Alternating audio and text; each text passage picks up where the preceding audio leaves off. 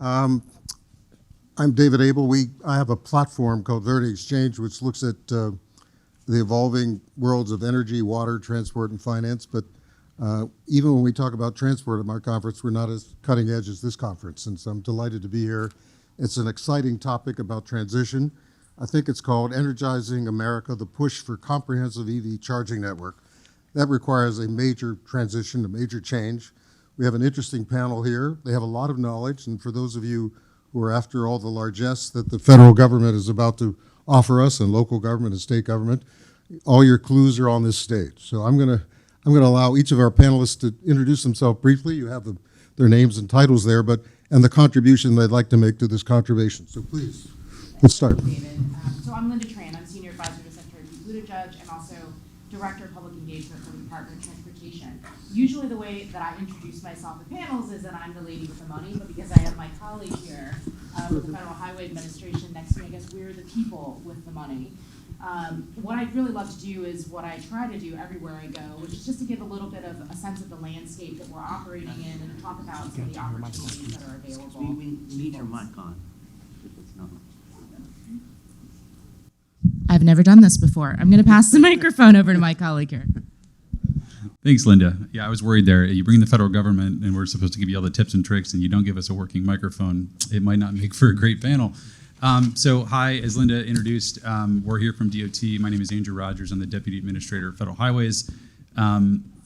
Really our role in all of this is to try to help supplement the private sector, really catalyze that growth that's already happening, and to build a convenient, affordable, reliable, equitable, made in America national EV charging network, and put up a lot of the money to help do that. But part of this is also establishing the rules of the road, setting that baseline, establishing these minimum standards so that there's plenty of room to innovate, but at the same time, when you pull up to charge, you know that it's gonna work, and you know that it's gonna work every time. And so our role here is to try to provide some of those funds, to try to provide some of that clarity, and excited for the conversation here today. Hi everyone, Rob Capaldi. I'm from a company called TAE Power Solutions. I'm here to represent the private sector and also the technology sector. TAE is actually a spin out of a fusion energy research company, TAE Technologies. And we're taking a piece of technology that's been developed as part of the journey towards fusion energy as a safe, sustainable energy source of the future and applying it to the mobility sector through a number of innovative products. And here today to engage in this discussion to talk about what's required to help with the transition towards an upgraded grid to power the EVs that are in front of us and bring the perspective from our technology provision to how it can support that. My name is Leslie Kendall. I am the chief historian of the Peterson Automotive Museum. I've been there for 30 years. I was the only student in kindergarten who knew what a Bugatti was.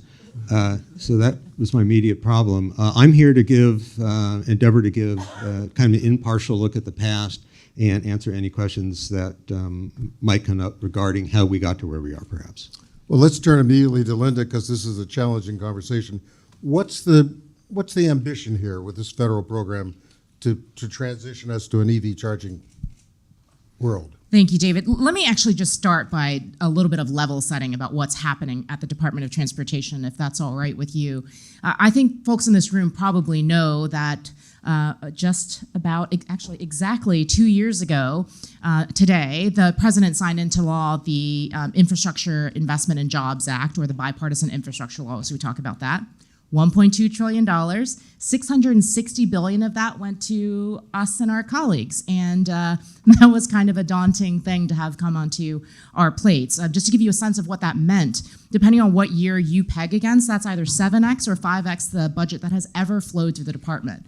103 programs, 46 of them new, and one of them, a $7.5 billion program to build a national network of 500,000 EV charging stations and to help electrify that great American road trip. So over the past 2 years, we've had a number of really exciting announcements. We first in February of the first year, announced the formula side of the program, so about $5 billion there, and then a few months ago announced the charging and fueling infrastructure program, which is about $2.5 billion split between corridors and communities, which Andrew can talk about in a great level of detail. He was actually one of the people on the Hill who wrote the language that led to the IIJA, so really have a lot to thank him for. What we're trying to do really is recognize the fact that transportation accounts for the lion's share of greenhouse gas emissions. We're obviously living in a world where if we don't address the climate crisis that is ahead of us and to build a more resilient and climate responsive transportation system, we're going to be in a pickle. So that is what we're excited about, and the electrification of the way that we drive and get around in this country is going to be a big piece of that. Well, Andrew, if that's the ambition, how do you go about doing it? Yeah, that's all right. So as Lynda said, so we have sort of a multi-stage approach here. So back in 2 years ago today, the law passes, and the law includes a number of these provisions. The $5 billion program that Lynda mentioned is affectionately known as NEVI, or the National Electric Vehicle Infrastructure Program. And for those of you who are not as well acquainted with Title 23 of USC, good. For those of you who are, sorry. But just to bring you behind the curtain just a little bit, the way that works is it's a formula program. So every state gets an apportionment based on a couple of different factors set by Congress. And essentially every year there's an allotment. You get a chunk of money from the federal government for different types of programs for different uses. And the NEVI program, for the first time, said you can spend this money, but only to build EV charging stations. A truly seismic day to pass not only the NEVI program, but a climate title in a highway bill, something that up till that point was absolutely unheard of. So we certainly celebrated that achievement in and of itself, and then quickly got to work actually using those new resources. And as Lynda mentioned, the first thing that we did was we wrote guidance, which sounds really boring, but is actually really important. People on the Hill write the legislation. Then people in the agencies interpret the legislation and put the rules on the road for states and others to actually spend the resources according to law. And that guidance did a couple of things. First thing, rather than just say, here's some money, go build, which would have been an acceptable path forward, we asked at the federal government, at the federal highway specifically, we would like states to write plans. We would like you to talk to your communities. We would like you to talk to disadvantaged communities. We would like you to talk to your departments of energy, because you can't just stick a charger in the ground and hope that there's a grid that comes along someday. You need to actually have that coordination. And so a lot of the year one work, before chargers are in the ground or before awards are being announced, was really planning. But it was critical planning to ensure that when we're building a network, it's actually that, a network. It doesn't do any good if at every state boundary, the network just sort of drops off. And there's a different network when you cross over, or a different connector, or a different pricing scheme. All of the things that can happen in the 52 laboratories of democracy, I'll explain the two in a minute, that we have that implement our different highway systems. So we wanted to really make this a national approach. So we wrote rules for the use of these funds to do exactly that. That was year one. Year two is, all right, now that we've actually said, here are the funds and here's how to spend them, the state said, okay, what would you like us to spend them on?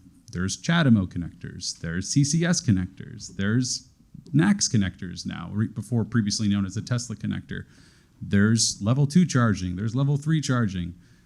There are a whole host of different ways. There was candidly some draconian laws in states that prohibited from displaying the price of electrons going into a vehicle in certain ways, or you'd be regulated as a utility in the state. This is kind of deep dive stuff, but it's the type of thing that we needed to lift up, suss out, and then standardize across the board so that whether I'm charging in Montana or Mississippi or Michigan, the rules of the road were the same, the requirements were the same, I would have that same reliable charging experience.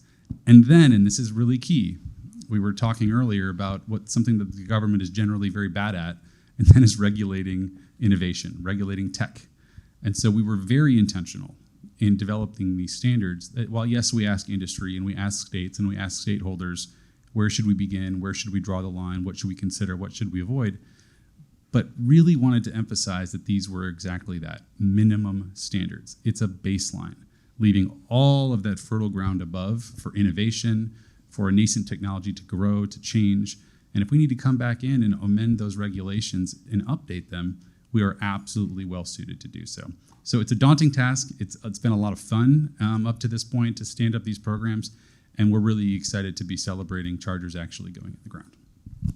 Well, thank you, Andrew. Before we turn to Rob in the private sector, who would love to interface with this and be a part of the solution, talk a little bit about more of where you set the standards, how you set the standards, and how you're going to iterate. Just elaborate if you could. Sure. So again, within I think a month or two after the law passed, we published a request for information. Pretty basic. We just said, hey, we did a thing. What should we do with it? And asked industry to tell us about what their vision for, when I say industry, I'm really talking about all stakeholders. Yes, the EVSEs and the OEMs have a perspective, but so do transit operators, so do community planners, so do tribes. And we really wanted to make sure that the thing that we were building could work everywhere and for everyone, critical. So that's part one. Part two was, all right, now that we've got a rough sketch of what we think that might look like, we have to propose it. There is a regulatory process, the Administrative Procedures Act. We needed to go through a formal process to make sure everybody had an opportunity to say. And we weighed things like plug types, connectors. We weighed charging levels and total station power. And we arrived at 150 kilowatts, 4 ports, total station power of 600 kilowatts. I was joking earlier, we were over at the auto show. We've been to a couple of auto shows, and the automakers all wanted us to do 350 kilowatt or megawatt charging, which is great, except for it's astronomically expensive, and there's very few model vehicles on the road today that could actually take that type of charge. Now, why? I love my automakers. This is not to disparage them, but why would an automaker want that? Because they want people to have the absolute fastest, best charging experience possible so that more people will buy their vehicles. I don't disagree with it, but as a practical matter, if we're trying to stretch, it's still $5 billion, it's a lot of money, but if we're trying to stretch $5 billion over 52 jurisdictions, we needed to right-size a lot of things. So we arrived at something like 150 kilowatts. I mentioned pricing. Again, this seems like it's sort of in the weeds, but it was the type of thing that was really important. There were 8-ish states that prohibited from displaying the price of charging your vehicle the same way that you would see the price of how much a tank of gas costs today, $1 per kilowatt hour. Well, one of the good things about being the federal government is you have the power of preemption. So we said, that's nice. If you want to take $5 billion and be able to spend it on charging stations, this is what you will need to display. And lo and behold, those state legislatures are acting and changing their laws so they can take advantage of this program, and so that you're not confused. There's no sticker shock. You're not getting a bill from your utility company a month later when you filled up your vehicle. And so these are just a small handful of the types of issues that we had to tackle, but we, at every step of the way, did it with the benefit of input. This wasn't a couple people sitting in a room deciding what the future of charging would be. It was reaching out with great deliberation to diverse stakeholders to make sure that hopefully what we put forward was a great first step, but there will be version 2 and version 3 as this network continues to evolve so that we can keep pace with innovation. We'll keep going around, but Andrew, just one more before we go to the private sector. The stakeholders. What's the array of stakeholders that you had in mind when you developed these standards? Freight, auto. Yeah, I mentioned a couple of the diverse stakeholder groups in terms of everything from your traditional automaker or consumer of a personal use vehicle. The freight industry, the heavy duty vehicle industry is very interested in this as well. I will tell you, I was going to say candidly, this isn't a secret. It's been published for almost a year now. In the regulations, we very intentionally didn't regulate heavy duty vehicle charging at this time. Why? Because they told us they weren't ready. They're still harmonizing around what it is that they think they will need, both in terms of connector types, the right total power, station power levels, a number of really important things that before a federal government puts their thumb on the scale and says, build this using these funds, you want to make sure the industry is actually galvanized around something. And so while there's a lot of conversation in the freight space right now, we were very intentional and said as much that we were not yet speaking on the heavy duty piece, even though there's incredible, back to Lynda's point, incredible climate savings potential in those last mile, in those drayage, in those medium and long haul vehicles.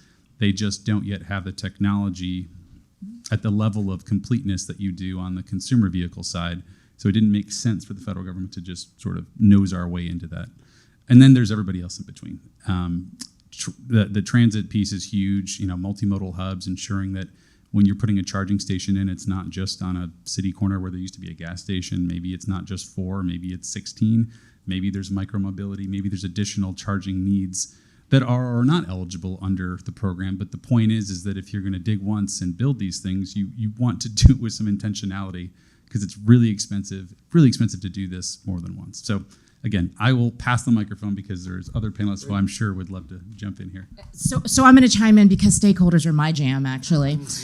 In addition to industry, I don't want to leave the impression that this was a conversation between the federal government and industry alone. Obviously, we're very concerned about the advocates. We're concerned about consumer perspectives. We're concerned about consumers in particular having a really good experience, because to Andrew's point, and what the OEMs are very concerned about, is they want to be able to move the vehicles. They are to the tune of $200 billion, making massive investments in the electric vehicle space. And they want to make sure that we get it right early enough that people are buying these vehicles at a rate that actually makes it worth their while. So there's that piece of it.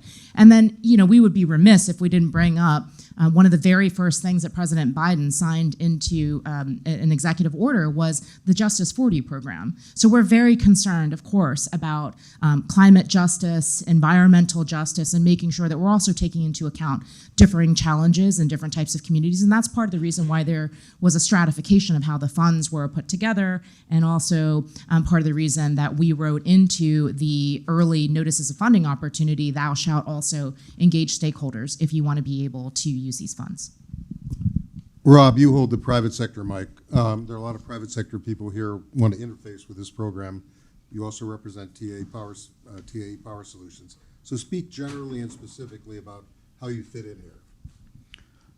To give an overview of where we fit in, I'll try and do it fairly succinctly to not take up too much time. The history of the company is that we are a fusion energy company that is developing a safe, sustainable way to generate power. As part of following that scientific process, we've generated other technologies, one of which can be applied to use in batteries to optimize the way power flows within those batteries. We can apply that technology to a multitude of different applications. The first 2 applications are stationary storage devices for grid balancing applications and electric vehicles, enabling us to provide a vehicle that is able to charge faster, drive more efficiently for a longer range, and providing a stationary storage solution that is more efficient in its operation. We are very much a company that sits on that interface between infrastructure and vehicle, which means we have a third product, which is a charger product. Being able to provide that whole ecosystem of technologies that covers the interface from the infrastructure through to the vehicle means that we have a pretty unique viewpoint on this discussion, in that we're not just a company that wants to talk to vehicle makers about what technology they need on the vehicle. We want to understand how there are developments taking place in the infrastructure that can be optimized to make best use of the funds that have been made available to ensure that the users get the best experience.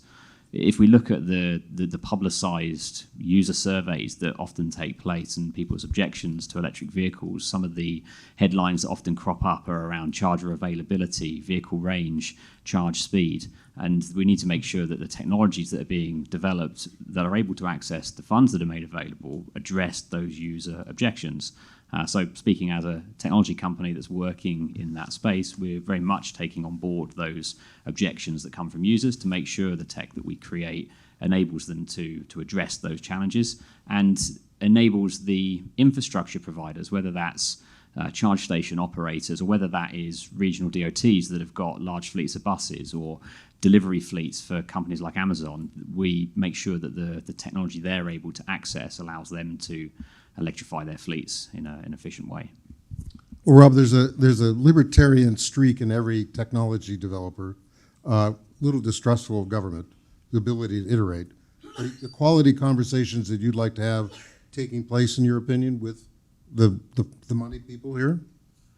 From my perspective, I think we're at a pretty revolutionary time in terms of the level of investment that's already been highlighted, and in terms of the rate of change in the technology that's coming to the market. So as long as the regulations that are being defined are fit for purpose and they do address both the technology industry's capabilities and the user's requirements. And I think we're at a point of absolute change in the industry. Speaking of changing the industry, Leslie, you're here representing the Peterson Museum. You're trying to combat the notion that history is bunk, that we've had these transitions before, and you can give us some perspective on what we're about to go through. So the microphone is yours. Well, to the degree that it's been relevant, in the year 1900, there were more electric cars on the road than there were gasoline or steam-powered cars.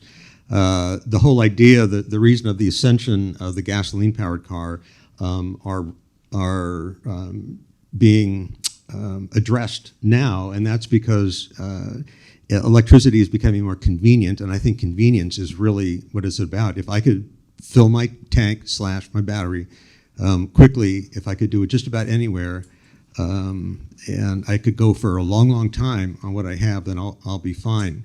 It didn't take long for gasoline to take the supremacy because electric cars, they were used differently at the turn of the 20th century. They were meant for city use for the ladies because they look like gigantic phone booths on wheels. Because women with their massive millinery would go in there, and the seats were arranged in conversational groupings with people actually with their backs to the windshield, looking at each other, having a nice little chat on the way to the Monday Club or something. And that eventually, gasoline cars, when the electric starter came to be gasoline, all of a sudden you didn't have to get out and crank your car anymore. You didn't have to bend over in the dirty street to do anything. You just step off from the curb into your car, push a button, and down you go. But you needed a battery to energize that starter, so there you go. Electricity involved no matter what you do. And I want to come back with you because you're doing engagement, and this is an iterative process. And as Andrew said, you left some things out of the program, like freight and whatever.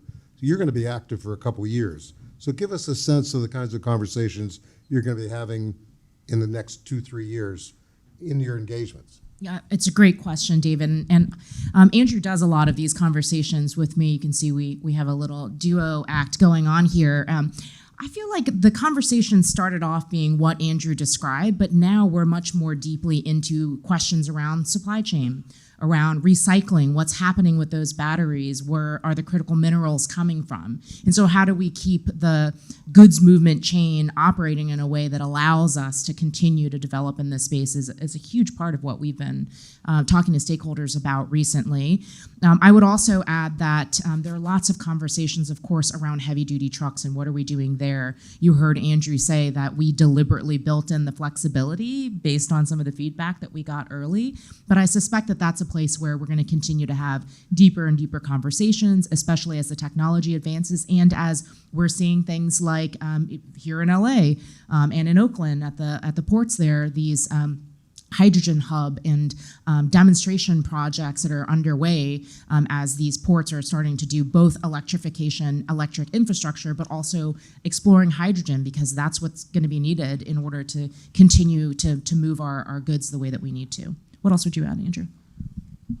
Yeah, we sort of started the conversation around NEVI and the sort of the highway charging experience, and heavy duty is obviously an extension of that. And don't get me wrong, like range anxiety, as you mentioned, Rob, is a thing that comes up in every conversation and is clearly a consideration when you're making a purchasing decision.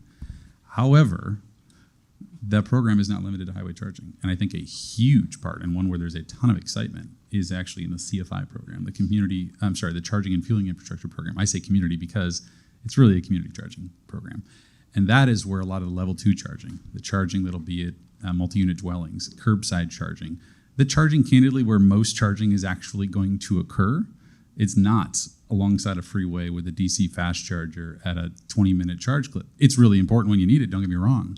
But most days, you're charging at home or your workplace or your school or where you're shopping or your place of worship, wherever it may be. And that's where charging is happening today and will continue in the future. And so there's additional $2.5 billion that are out there for that use. And that, unlike I gave you the history lesson on the highway formula and how those funds are delivered, that's very different. That is a discretionary grant program. So DOT makes selections, and we're underway right now with the first round of grants where we pick tribes, we pick cities, we pick localities, we also pick states, but they put forward applications and we tell them what we're looking for in the applications, and we make these selections and award substantial amounts of monies to go build use cases.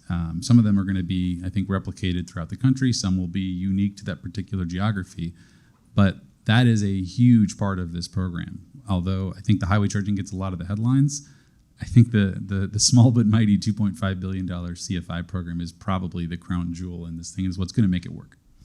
Well, Andrew, under the category of show me the money, give us an example for the audience here about a grant you've made or a grant you're about to make and what's involved in. I'm going to save Andrew because we're not allowed to talk about grants that we're about to make. We're off the record. Nobody's here. This is bonus silence. There are many people who are knocking our doors on a regular basis. Before we go to sort of explaining the grant making process, though, I do want to circle back on the equity side of things. And part of the conversations that we're having now, especially for the charging and fueling infrastructure program, the $2.5 billion that's split between the quarters and communities, is really about where that money goes and why and how. When we talk about equity, we're not just talking about communities of color. That's obviously very important. We're also talking about rural communities that have very different challenges in order to be able to benefit from the investments that we're making. So that's a lot of the stakeholder engagement that we're doing as well. And then I'm going to hand it back to you to talk about grant making. I could give it as a generalization, Andrew. You could say in year 2 and 3, as you move from year 2 to 3, give us a sense of what's going to be happening in the way those grants are allocated. Yeah, I can do that. So again, the first batch are coming to a press release soon, but for imminently. So the out years though, again, we want to see what works, and I think what you're seeing in the states as well is a lot of states that are making awards to the formula program. They're diversifying their portfolios, and that is true of the private companies they're selecting. That's also relevant to the types of projects they're building, and then they'll learn a lot from what worked and what didn't work. Maybe this contractor is maybe not the best contractor to go. Maybe this company promised a lot and the cost came in higher than expected, and you take those lessons. And the same is true of the federal government. We will learn and have been learning from years 1 and 2, and year 3 and year 4 and year 5 will be different. Part of that will be plugging in gaps. So when we make an award in Los Angeles, which is already pretty saturated with charging, if we're looking at finite resources and where the next charging station is going to go, it's probably not on top of itself. You're probably actually going to try to fill some gaps in the map where needed. But that's just sort of one piece of it. Another piece that we launched in September was a $100 million reliability accelerator. And basically, if you drive an EV, you are familiar with the unfortunate circumstances of pulling up to a charging station and not having it work. That has happened to probably every single EV driver that's out there. Part of the program is not just building new things, which is important, but it's also taking care of what we have. And it really is a catalyzing $100 million influx of funds to go out, find those orphaned chargers, and repair them, replace them, build them back, build them to the new standard, and then maintain them. And so we're not only building new things and building a new network, we're also fixing the network that we have. And so that's just 2 examples of the types of grants we're making and will be making in the future years. Rob, again, you've got the private sector mic, but talk about, I'm sure a number of people in the audience are already in a proposal or hoping to be in a grant-making proposal. Are you hearing what you need to hear? Do you know what you need to know to be an active player in this? I think for our position in that picture, we're more likely to be at the level down from those that are applying for the grants as they come. We're a technology provider that enable those charge point operators, network operators to do the job that they wish to do. We're very much driven by specifications that are required to deliver the penetration of chargers that are required across the country. In terms of the spread of charges from our perspective, it goes clearly beyond just the availability of grants as well, and it comes down to what other fleets are trying to electrify and what's required to make sure that they're able to deliver to their users, customers, and otherwise. If we think of a case study of a bus fleet in a city, they're not going to be necessarily accessing the publicly accessed chargers. They're going to be using the network that's put in place by their operator, whether it's the city or the locally contracted operator. they need to be able to access the right technology to enable their operations to run unaffected. They need to make sure that they're able to prolong the lifespan of their hardware so that they're able to still have the same return on that investment that they see with traditionally propelled vehicles. They need to make sure that that technology exists to enable them to access power from the grid, which, when you talk about buses, they're a step towards heavy trucks that we've not quite touched on as part of this discussion. But there's a need for large demands of energy, potentially in quite a short period of time, to optimize the operations of those vehicles on their normal routes. So there's lots of challenges that need to be addressed there, beyond the publicly accessible chargers for consumer EVs. And certainly conversations I've had with organizations that are active in pushing forward with those discussions. There are, certainly here in the US, there's a lot of good direction that's putting the right type of controls in place to enable those operators to have access to the type of funds that they need, and also to have access to the type of technology they need to enable that. There's always a big sort of elephant in the room, which is making sure that the providers that have an interest in this beyond the scope of the defined boundaries, whether that's generation of power, distribution of power in this case, are also included in that consultation and in that delivery of the end service. Lynda, do you want to jump in, or are you just holding the mic? I'm smiling because, this is actually my second go around at DOT, and part of what has made this time in service so exciting is just hearing from people like Rob. I mean, there's so much exciting innovation that is happening, and I'm thinking about, one day I'm going to be laying on my deathbed thinking about this time in my life and being really proud that not only did we stand up this program that is making investments, but that we inspired, additional innovation, this great ecosystem that we see growing every single day. It's just very exciting. And, it was part of the point, right? It's part of the president's vision, which is to signal to the greater, wider marketplace all the opportunity that's available. I mean, this will be the moment. I'm the mom of 3. This will be the moment that we built a better, world for my kids, for Andrew's kids, for everybody's. And so anyways, that's why I'm smiling. I think it's exciting.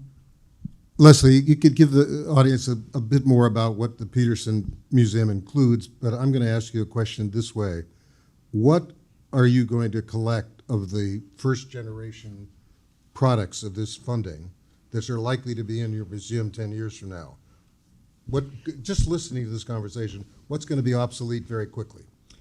Time will tell. First of all, we don't know what turns the technology is going to take.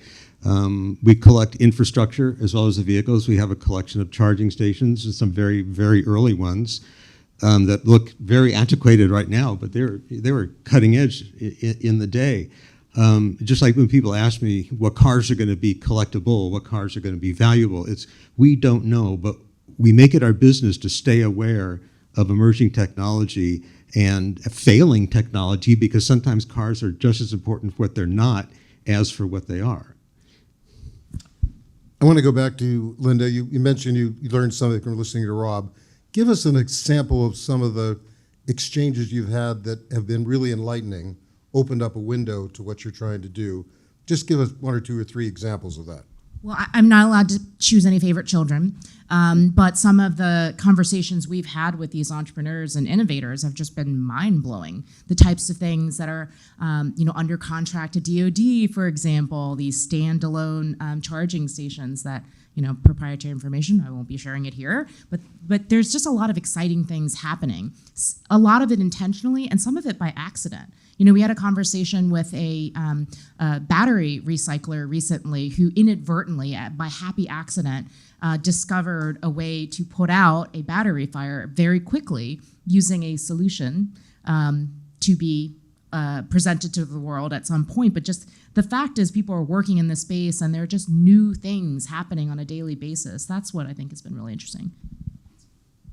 I'll just add, I'll add one thing, which is, you set up the legislation, you write out guidance, you talk to everybody, but there is sort of that moment of just hoping and waiting and seeing what actually happens. I mean, because none of us are soothsayers here. We try to be, but at the end of the day, you sort of have to take a leap of faith. And what has excited me the most is, yes, it's that innovation. It's yes, the sort of the next generation of innovators that are diving into the space. But it's also, candidly, the just obscene amounts of private investment that is flowing into this. Like, there is a huge inertia behind this, and we were always meant to be a catalyzing force, and now we feel like a drop in the bucket almost compared to some of, whether it's battery technology, whether it's refining, whether it's the EVs themselves. There's so much money and attention and innovation and energy going into this space that it's really exciting to see. I mean, one example of, you sort of set out the rules of the road and you hope you get it right, is there was an announcement by 7 automakers a few months ago, 3 continents, 7 automakers who have a lot of resources available, and they announced they're going to build 30,000 DC fast chargers. And then at the end, and I caught my eye, they said, and by the way, the spec that we're building to is the spec that this federal government, the US federal government, put forward. So they didn't have to do that. There's no federal funds that are associated with those, and they're talking about multiple countries and multiple continents. So when you put that time and attention behind it, and you try to make sure you have a diverse audience that is providing the input, and then the outside world says, yes, we like that, we'll build that, that is reaffirming. It helps us know that we're on the right track, and it makes me excited to get up every day and do this work. Andrew, let's drill down a little bit on the standards in these conversations. Obviously, you're trying to standardize this across the states. You had, at least in year 1, lots of conversations to do that. Give us a sense of what you learned about from the different states about what had to be in the standard and what couldn't be in the standard. Probably the thing I learned the most, we, there's a big team behind all of this work, just to be very clear. But we quickly learned what we didn't know. I'm a transportation guy. I was a lawyer by training, spent a lot of time in this space. But you know what I'm not? I'm not an electrical engineer. I'm not an expert on all things DOE. And I mentioned this earlier, in order for this to work, you actually need to have a grid. You need to have energized charging stations, or this is just blocks that'll end up at Leslie's museum one day. And so we didn't want that. Bring it on. So one of the other wonderful things that happened, and this wasn't a happy accident, was we said, let's set something up that's a little bit more formal than phoning friends over at DOE. And we created a joint office of energy and transportation. I know that the executive director, Gabe Klein, was here last year, and I think he shared some. Who wooed him? I'll let him. Very happy. Yeah, I'm not gonna. Don't. Yeah, he doesn't need that. It's already. But I love Gabe. But he's got a rock star team of technical experts whose job it is to go in and troubleshoot this stuff, to force the conversations, to say, hey, Kentucky's got a problem, and it's the same problem we saw in Missouri. Let's peer exchange, let's share ideas, and let's not just sort of keep repeating mistakes, but to actually learn from them. And so that is, I think, a wonderful example, and it's a unique example in the federal government of getting out of our silos, collaborating, coming together to try to solve a problem, a common problem. And what we are seeing is that exchange, that coordination is being replicated at the state level. That's the key here. If it translates from where the money flows and the rules and ideas come from into actual implementation on the ground, then you have the recipe for success. Rob, listening to what Andrew said and what Lynda said about the standards and what they heard in those conversations, what's your thoughts about where the standards are now and where they ought to be in 2-3 years' time from now? I'm going to speak a little bit wider than just the standards in response. Sure. I think that it would be really useful just to rewind 2 minutes to the point around 7 automakers coming together to put together a unified charger network across the USA. We've managed to go 45 minutes into this panel without mentioning Tesla and a supercharger network, which for a number of years has emerged as the dominant and most widely used fast charging network for EVs, not just in the USA, but around the world. The reason that those legacy automakers are pooling together their resources to put together a fast charge network is because they can see that there is a clear opportunity and need for them as automakers to be able to provide fueling for the cars. If we cast our mind back 10, 15, 20, 30 years, could we imagine Ford, General Motors, and the rest getting together to sell gasoline? Definitely not. But in the EV world, Tesla have come along, they've put in place the infrastructure that's required to deliver EVs, and they've stolen a march on the rest of the traditional automakers. They're now reacting to that by coming together to access the funding and access the regulations to put in place these new networks to work together. That wouldn't be possible if, firstly, there wasn't the technology development that enabled them to do it, and secondly, there wasn't the regulation to enable them to do it, because pulling together those diverse mix of companies that have each got their own internal processes, working practices, sign-off criteria, and funding wouldn't happen unless there was some kind of unification. And there's no coincidence in the fact that they're all coming together to deliver charging stations. They've got NACS connectors on them, which is the Tesla standard charger. It's a perfect storm at the moment, that there's a market pull from users, there's a technology push from the industry, and there's an enabling requirement from the regulations and the funding coming from government, and that's an exciting time. To come back to Lynda's point, it's an exciting time that we're all in, and there's lots changing. We need to make sure that all of those things continue moving together in that same way. I want to turn to the audience in 1 minute, but Leslie, as they're warming up to ask questions, what are you hearing that is relevant to what you're going to put in your archives in that museum in 10 years' time? Everything. There's not much that we don't want to document about this process, and that includes the paperwork that goes into it, the conversations that are being had, the laws that are being enacted, and of course we exist to collect things. So the objects that are coming out of this, and the object don't necessarily need to be a car or a charger; they can be a component, something interesting like a new kind of battery, a new charging nozzle, as it were, or we're talking about EVs. Maybe if it takes a turn to hydrogen, we want to talk about that too. So Great. There it is. Not very specific, but you got to be open. Let's turn to some questions. The lights are in my eyes, so I'm not sure I can see very well, but I can see that question. There's a microphone moving around. Oh, thank you. One, then two. Oh, thanks.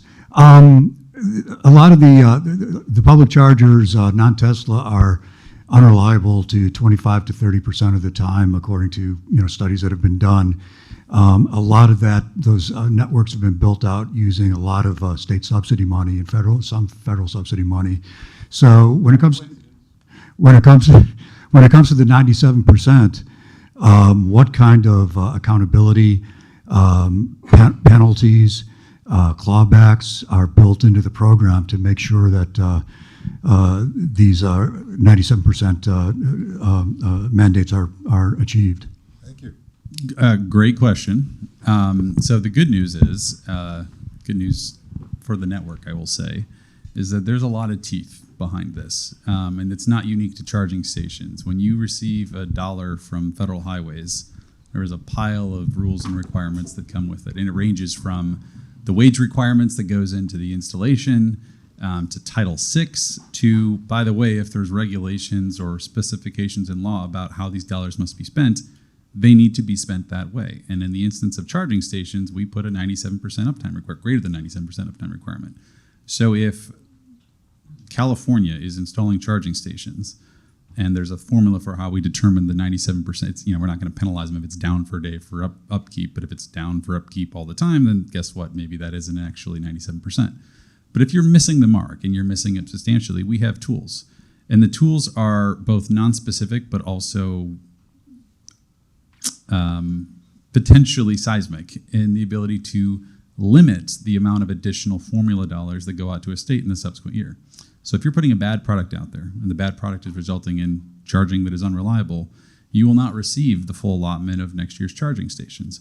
Or we can actually require specific performance recourse to ensure that that charging station is brought up to snuff, that it is brought up to the minimum standard.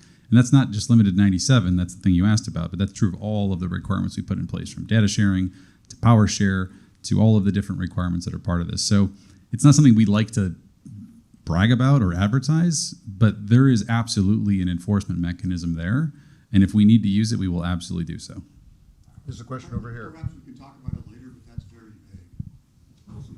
So in Title 23, Section 106, there's a specific section that gives the Secretary the ability to identify the specific recourse against a recipient of federal aid highway funds, and that can range from limiting future year fundings to actually requiring specific performance, whether that was Buy America compliance in a bridge or 97% charging uptime.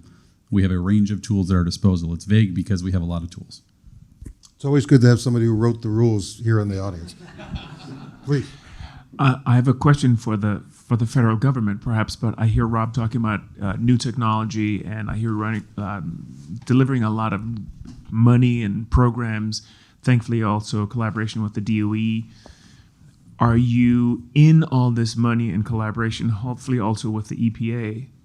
Are you also directing this to the states at new technology, like, for instance, what Rob is talking about with chargers and systems that are more efficient, or as I want to talk about, tires for electric vehicles that are significantly more energy efficient, which of course then helps these vehicles spend less time at the charging stations. But is that a specific component of the money that's going out, this new, more advanced, more efficient technology? I think you stumped the group because it's not in the title of the panel. But Andrew, you want to, Rob, you want to?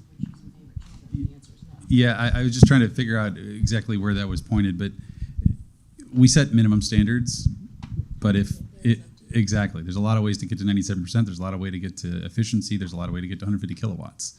And the point is that you don't want us deciding that this is the only path forward, because by virtue of doing so, we will guess wrong.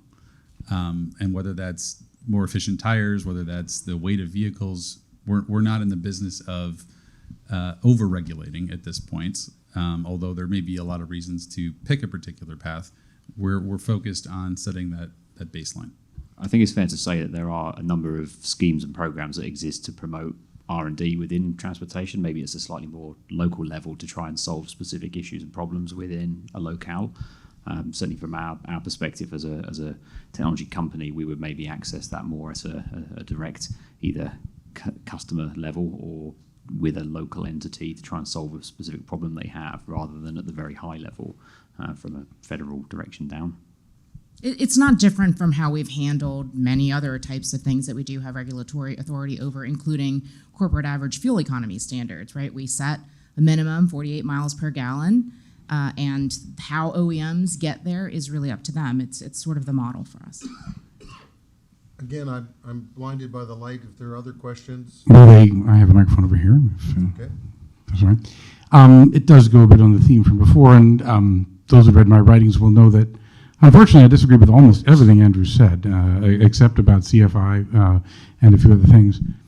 But let's go to this example of Tesla, because you mentioned, of course, the largest network, the most successful network, and even its competitors will agree, by far the best network. And all of the other auto manufacturers, except Stellantis and Volkswagen, recently decided to switch to that connector, not because of regulations. In fact, is NACS in NEVI yet? Yes. Okay, that's very recent, though, then, right? No, that was in the original when it was published. The original one was published that you could put an only NACS station together and get NEVI money? No CCS, no show demo? Well, you changed the question, but yes, NACS is eligible. Well, no, because CCS was in the standard because you could make a CCS station with a little demo and that would qualify under NEVI. The 150 kilowatt rule. I will contend that, in fact, the reason that the non-Tesla network, I criticize Tesla in many ways except on their charging because they do it very well. But they are putting stations in for $28,000, according to some of the documents that have been released. Other stations are putting in for $150,000, $200,000 because they get a subsidy for that amount. The reason those networks have such poor performance is because they were subsidized. They're not businesses, and because they're not there to support customer needs and business needs, no one is motivated to keep them well operating. That's why you recently had to put a $100 million grant program in to get them to start improving and repairing these stations. Is this something that is felt within DOT, or and something that you can fix as you go forward, or is it something you don't agree with? I think I understood the question there. So, So there was a long ramble first, and then the actual question was, is the idea that the past programs have actually caused, in many cases, more harm than good? They created this unreliable network. while an unsubsidized company not following regulations built what everyone agrees is a much better network at better prices. Do you understand why that happened, and do you have a plan to improve over what happened before? It's a Perry Mason question. Yeah, yes. Well, yeah. Objection, argumentative. Definitely, Compound definitely. question, Your Honor. Please instruct the witness. So, a couple of things. You can say you don't agree at all. You can No, say I won't opine on whether the Volkswagen funds and Electrify America and Tesla's history and ChargePoint's history got there in any particular way because of any particular reason. They are where they are, and there is a clear need for a better, more robust network supported from Tesla, from ChargePoint, from all comers. We're welcoming all comers here. We're also, again, the rationale and the history really of how we got here doesn't answer the question of whether we need to do something more today. And that is why we put out $100 million to fix what we have. That's why we put out $7.5 billion to build a network. By the way, Tesla is competing for those funds and winning many of them, as you're aware, but so are a number of other companies. And there's a lot of reasons that states may be selecting other companies. Again, I'm not here to stand in judgment of what their particular solutions are or their selections are. We're trying to make these funds available, and ultimately that is our job, to help create a better network. You're not wrong, and I talked about this earlier, in terms of trying to innovate with the standards to continue to update and upgrade as needed. And I think you're making the point that the market is galvanizing around a new connector type. And here we are talking about doing the exact same thing with the regulations, if that's in fact where we need to go. So it's a new and nascent technology. It's also a very exciting one. And the goal of the federal government here is to keep pace, to lift up, to supplement, to put money where, but for federal investment, a charging station would not exist. See rural America, see Justice 40 communities. And then the private sector, where there's a ton of throughput, where they aren't loss leaders, they'll be just fine. And we know that because we're seeing the hundreds of billions of dollars of investment that's happening with no federal money going in to subsidize it. It's happening alongside these federal efforts. I think we have time for about one more question before we do a wrap up with the panel. Is there another question out there? Yes. Yeah, thank you. My name is Oroskand from MOL, and along with a small cohort of other businesses, we're bringing automation and automating EV charging. So, we're looking at these kind of large deployment allocations and asking ourselves, how is kind of the obsolescence risk being managed, and is there room to kind of segue new innovation as it's coming out into these programs, and how do you manage that at your end? That's number one. Number two is, are you actively trying to hold space for small businesses, which are kind of at the frontier of this innovation, also small businesses from overseas, to come into these schemes so that your capital outlay is attracting the best innovation to create this network? Thanks. Feels like that's for me again. So the answer is yes. Again, all comers, all ideas, all innovation. There's no single sourcing of the best mousetrap. We'll take it from wherever it comes. That said, these are federal dollars from U.S. taxpayers, and so there are Buy America requirements that come alongside a lot of these charging stations. Right now, and this was true as of last February for the first time ever, charging station needs to receive final assembly in the U.S. to be eligible for these programs, full stop, period. There are also 55% component requirements as part of Buy America that are being phased in. Those become final next July. That's final assembly and 55%. There's a lot of room there for a lot of ideas and a lot of innovation and a lot of tech to find its way into a charging station, whether it's on the manufacturing side or to find its way into our regulations. Or, by the way, it doesn't necessarily need to be in our regulations because these are minimum standards. We're not stopping states from going above and beyond, whether it's higher power or additional ports or all the different things that we know, automation. There's a lot of ways to enhance, to Cadillac some of these, to gold plate some of these charging stations. We're not recommending that, but we're certainly leaving the space to do that. And ultimately, we want the market to help shape where we go, and we're there at the sort of in the shadows trying to provide the funds, provide that backstop, provide the resources. but not get in the way of innovation, regardless of where it comes from. Andrew, great answer. We have about a minute left. If each one of our panelists, starting with you, Lynda, could sort of put a wrap on this conversation of pushing for a comprehensive EV charging network, what's a good wrap from your responsibilities? Well, if I could actually also respond on the small business thing separately, you heard me mention at the outset here 103 different programs, tons and tons of money through DOT that's not just on the EV side. So we actually do have, much like the rest of the federal government, small business opportunity goals, and we have exceeded them every year since the Biden administration. There's actually a tool called Access to Capital for small business owners. If you're not aware of that and you are a small business owner and you want to know about federal government procurement opportunities, that is something that I just definitely want to flag here. Just to wrap this up, I keep using this term, I don't want to pick my favorite children, I don't want to pick my favorite program. This is my favorite program by far. And part of the reason is just because of the promise of the future. And as I said before, the fact that we have all of these great ideas, all these brilliant minds working towards electrifying our transportation is very, very exciting. And in the process, we're creating all these different jobs at all different levels and building a stronger economy. It's very exciting. Andrew? Yeah, so just echoing Lynda, it's obviously very exciting to be in transportation. I'm thrilled to be playing a small part in the electrification of our transportation system. But I guess my capper would be this. I look to you all in this audience and elsewhere and want you to innovate, want you to challenge us, want you to make it difficult to pick which mousetrap do we lift up, which program do we fund, which project should we build. There's so much excitement, there's so much potential energy that is becoming kinetic energy, and it makes every day exciting. It makes it a lot of fun to work in these programs. But ultimately, I know that we're going to make a better system, a more equitable system, not only for ourselves and our children, but our children's children. And so it really is just a privilege to be able to work at the federal government and work in this space at this time. Rob?